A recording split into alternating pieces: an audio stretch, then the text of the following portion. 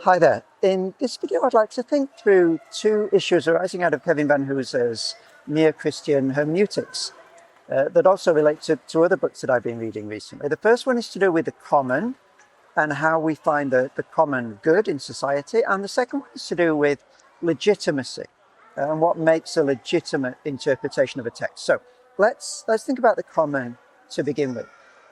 Vanhoozer's project in Mere Christian Hermeneutics is essentially to find a common way of reading among all sorts of different Christian traditions, Eastern Orthodox, Roman Catholic, and Protestant. What is it that all those traditions have in common in reading the Bible? And he's taking as his model the idea of C.S. Lewis's mere Christianity and this image that Lewis has of a hallway in which all the different traditions can mingle and exchange before they go off into their individual rooms and practice their tradition-specific ways of reading. So what is that hallway? Not where any tradition ends up, but where they all share something about the way that they interpret. And the reason that I want to talk about in this video is not necessarily what he thinks that commonness is, but the very fact of a common way of making meaning being fundamental to any community. So what holds Protestantism together? What holds Roman Catholicism together? Well, no doubt many things, but one of them is a common way of reading text, a common way of deciding what a text means, common hermeneutic cultures. And in relation to the broader project that I'm thinking through at the moment about the common good in society, it strikes me that this is such a fundamental aspect of the common good.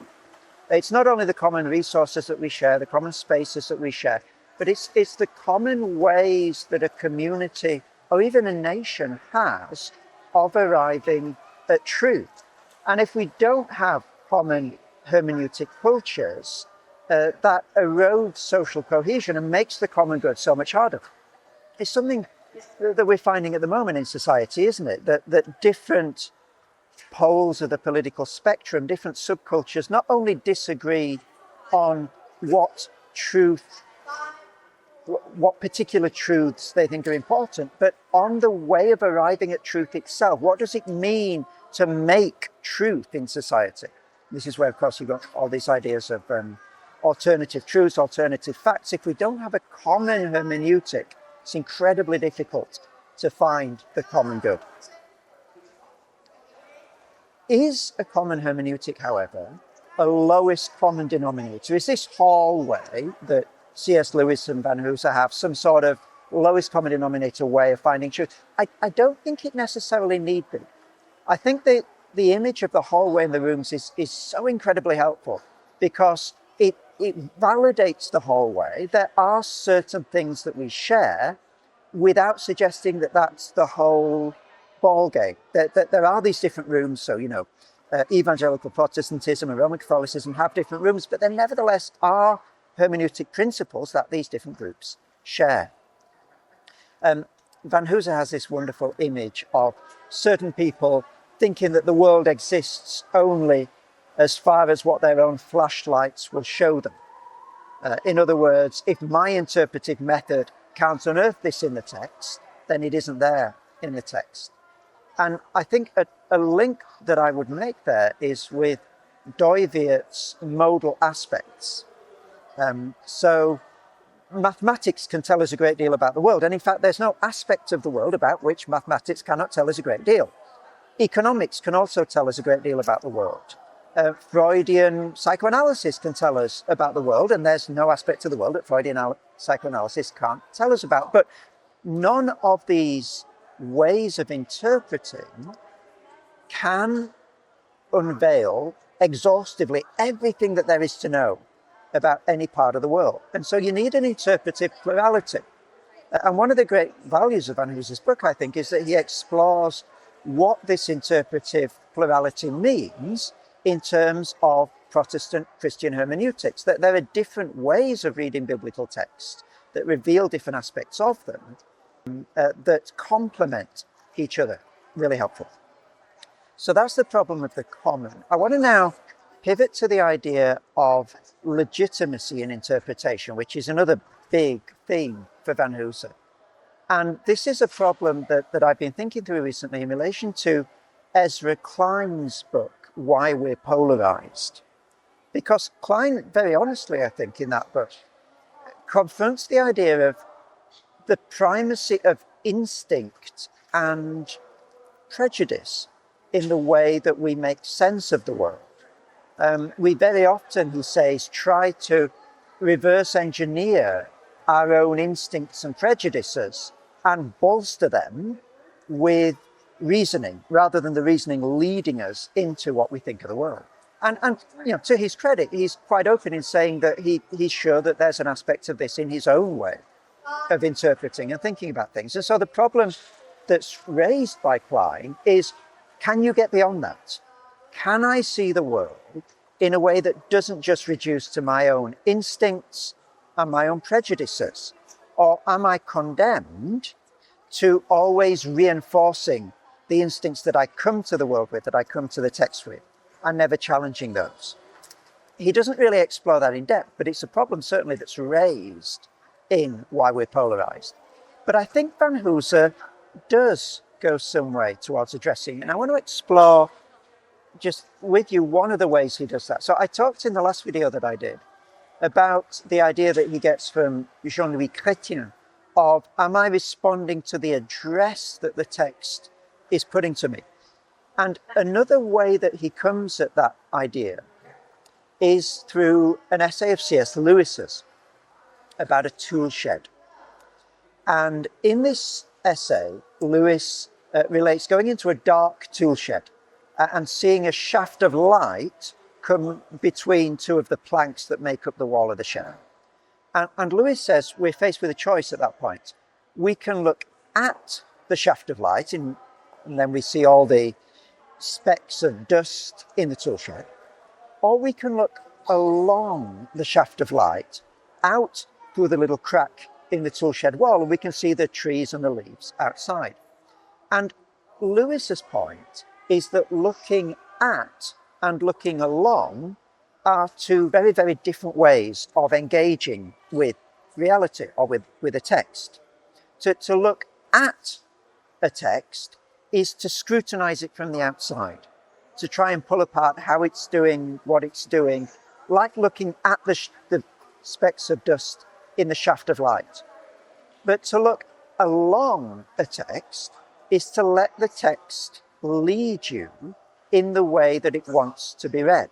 And in the same way that looking along the shaft of light takes you out of the tool shed and looking at the leaves and the trees outside, reading along a text takes you to what that text is pointing you towards. And in the case of the Bible, of course, that is to God and a relationship with God. And this distinction between reading along a text and reading by looking at a text, I think we can expand into the difference between what we might call first-person reading and third-person reading. So third-person reading reads the text as if it's written for other people, as if I am outside the world that it's addressing, looking at it from some neutral third-person standpoint. But first-person reading reads the text as if it is addressed to me, as if the things that it is saying to me. And those, of course, are very different ways of reading any text, but very different ways in particular for Vanhoozer of reading the Bible. It reminds me of a lovely quotation from the satirist Jonathan Swift, who talks about the Bible as being a very fine glass, as in a mirror, a glass in that sense, wherein beholders do generally discover everybody's face but their own. As in, the Bible is wonderful for showing us what humanity is like. It's just not got a great deal to say about me in particular. And I wonder the extent to which this distinction between first-person and third-person reading actually sheds light on a lot more than the way that different people read the Bible. I think it helps us to understand what sometimes gets called compassion fatigue. The idea that I see all the pictures of starving people on my social media feed, and I get so inured to it that I cease to see that as something that is for me, that I cease to see it as something addressing me, interpolating me. This is noise, that becomes noise on social media.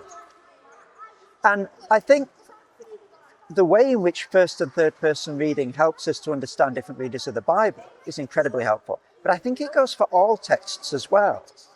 I can read a novel either as if it is speaking about a world that has nothing to do with me. It doesn't implicate me. The ethical stakes in it are not really for me. I am not put on the spot. A light is not shone on me by this book. Or I can read it in a first person way, as if I have a stake in the ideas that are raised by this book. And whether it's the Bible we're reading or another text, whether it's a YouTube video we're watching, whether it's a political commentary we're listening to, first person and third person reading are radically different. It's the idea that Pascal puts in his Pensée at one point. He says, "On est embarqué," we are on board. In other words, when you're thinking about these things, it implicates you. You are in the sights of the target of these books. If it's a ship, you're on board the ship that's being described here. On est embarqué.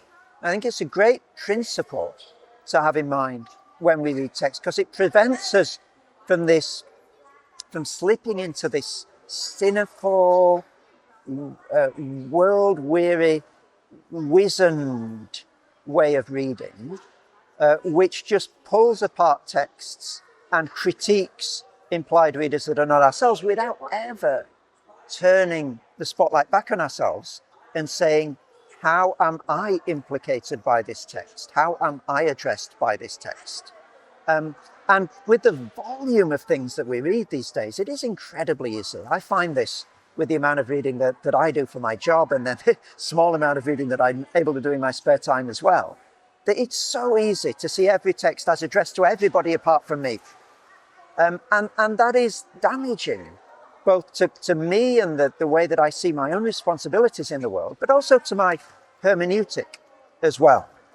So what I want to commend to you in this video is to be aware of your own third person or first person orientation towards what you read. How are you consuming the videos, the podcasts, the text that you're reading? And if you are a reader of the Bible, how are you consuming the Bible? In a third person, detached, abstract, false way, or in a way that allows it to address you in the way that it intends to? And I think the way that this helps us with Ezra Klein's problem is that it begins to sketch a position where a legitimate reading of a text is a first person reading, because it doesn't pretend that I'm not in the picture. It allows the text to address me in a way that the text wants to. Now, of course, this isn't the final answer to Klein's problem, because there's still the issue of, well, why are you privileging letting the text address you in the way that it wants to as the privileged hermeneutic? Perhaps it might be better not to do that. Perhaps there are contexts in which a third person reading is better. I can't address those questions in this video, but what this does do, this idea of looking at or looking along as a hermeneutic principle, is it pushes the question of legitimacy one step further. So it's suggesting a legitimate way of reading the text is letting it address you in the way that it wants, rather than falsely extracting yourself from the picture as if you're not part of the world that it's addressing. And I think the argument can be made that we all begin by being part of the world that the text is addressing. We have existence in this world. We have bodies in this world. We need nourishing from the materiality of this world. We consume things in this world.